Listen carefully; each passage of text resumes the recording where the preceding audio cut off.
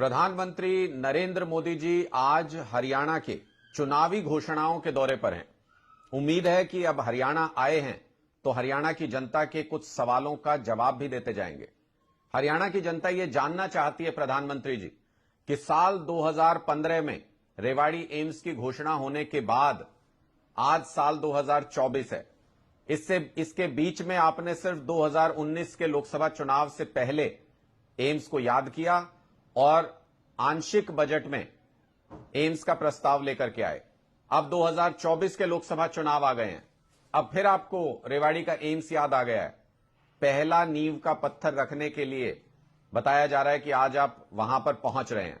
मैं ये जानना चाहता हूं कि 2015 में घोषणा हुई, 2019 के चुनाव से पहले बजट में लेकर के आए, 2024 के चुनाव से पहले नींव का पत्थर रख रहे हैं। तो अगर इसी टाइमलाइन को फॉलो करें तो 2029 के चुनाव से पहले शायद आप इसकी एक दीवार खड़ी कर देंगे, 2040 तक इसकी बिल्डिंग बन के तैयार हो जाएगी और शायद 2050 तक इंतजार करना पड़ेगा हरियाणा के लोगों को कि वहां पर स्टाफ हो, मशीनें हो, एम्स अस्पताल रेवाड़ी का पूरी तरह से काम करना शुरू कर दे। तो लोग ये जानना चाहते हैं मोदी जी कि चुनाव से पहले आप चुनावी जुमलों के रूप में हरियाणा में घोषणाएं करने के लिए क्यों पहुंचते हैं और चुनाव के बाद हरियाणा के लोगों की मांग को क्यों भूल जाते हैं।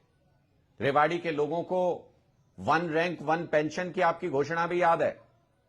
आपने वन रैंक वन पेंशन की घोषणा तो की, लेकिन 10 साल तक राज करने के बाद भी आज तक फौजी भाइयों को वन रैंक वन पेंशन नहीं मिल पाई।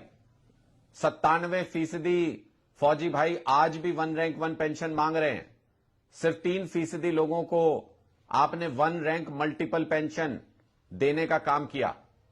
इसलिए हरियाणा की जनता को यह भी बताते जाइएगा कि हरियाणा की धरती से यह धार्मिक भूमि है, यह कुरुक्षेत्र की भूमि है। यहां से आप झूठ क्यों बोल के जाते हैं, जुमला क्यों देके जाते हैं हरियाणा के लोगों को। साथ ही अगर आप हरियाणा में आ रहे हैं तो किसान आंदोलन चल रहा है, आपकी पुलिस किसानों के ऊपर लाठियां, आंसू गैस के गोले छोड़ रही है, आपकी पुलिस अत्याचार कर रही है किसानों के ऊपर।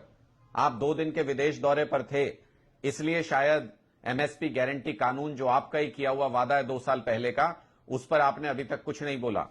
लेकिन कृषि की भूमि हरियाणा पर जब आप आ रहे हैं, किसानों की धरती हरियाणा पर जब आप आ रहे हैं, तो आज हरियाणा के किसान आपसे ये उम्मीद करते हैं कि एमएसपी गारंटी कानून के बारे में भी आप मंच से कुछ बोल करके जाएंगे और अपना 2 साल पुराना वादा आपने पूरा क्यों नहीं किया एमएसपी गारंटी कानून का। स्वामीनाथन जी को आपने भारत रत्न दिया, वो स्वामीनाथन रिपोर्ट आपकी वेबसाइट से क्यों हट गई, उस रिपोर्ट को अभी तक लागू क्यों नहीं किया गया।